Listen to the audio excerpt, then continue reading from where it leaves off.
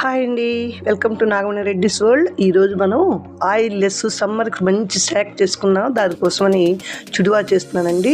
ఒక మందపాటి బాండీ తీసుకొని 2 స్పూన్ల నెయ్యి వేసుకున్నాను. అటుకులు, వేరుశనగపప్పు, శనగపప్పు రెడీగా పక్కన పెట్టేసేసుకొని మనం ఈ మందపాటి అటుకులైనా సరే ఈ నెయ్యిలో వేయించుకుంటూ ఉంటేనండి చాలా టేస్టీగా వస్తాయండి.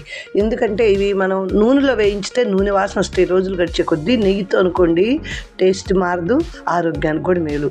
చక్కగా మనం అటుకులు 2 కప్పులు తీసుకున్నాను నేను. ఆ 2 కప్పులు ఆ నెయ్యిలో వేసేసి సన్న సెగ మీద దూరగా వేయించేసామనుకోండి, దానిలో పచ్చి అంతా పోయి క్రిస్పీగా వచ్చేస్తాయండి. ఆ క్రిస్పీగా వచ్చాయి అనుకున్నాక ఆల్రెడీ నేను వేయించి పెట్టుకున్నటువంటి వేరుశనగపప్పు, అలాగే శనగపప్పు, వేయించిన శనగపప్పు, వీటిని కూడా వేసేసుకొని కొంచెం వేడెక్కేదాకా వేయించేసేసాను. ఇవన్నీ వేడెక్కినాయి బాగా అనుకున్న తర్వాత దానిలో మనకి స్టవ్ ఆపేసి అయినా సరే మనకు రుచికి తగ్గట్టు ఏవి కావాలంటే అవి కలుపుకోవచ్చండి.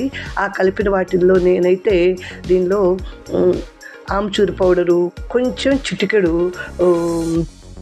గరం మసాలా, మనకి టేస్ట్ మన ఇష్టం అండి. గరం మసాలా వేసుకోవటం ఇష్టం లేని వాళ్ళైతే చక్కగా ఆమ్చూరు పౌడర్తో పాటుగా చాట్ మసాలా, కొంచెం కారం, ఉప్పు చల్లేసుకొని కలిపేసేసుకొని వీటిలోకి ఇంకా ఆరోగ్యం పెరగటానికి మనం ఒక గుప్పెడు కరివేపాకు తీసుకొని సన్న సెగ మీద వాటిని కూడా వేయించేసేసుకోవాలి. క్రిస్పీగా అయిపోవాలండి. క్రిస్పీగా అయిపోతేనే మనకు నిల్వ ఉంటుంది. ఒక గట్టిగా ఉన్నాయి అనుకోండి అవి నిల్వ ఉండదు.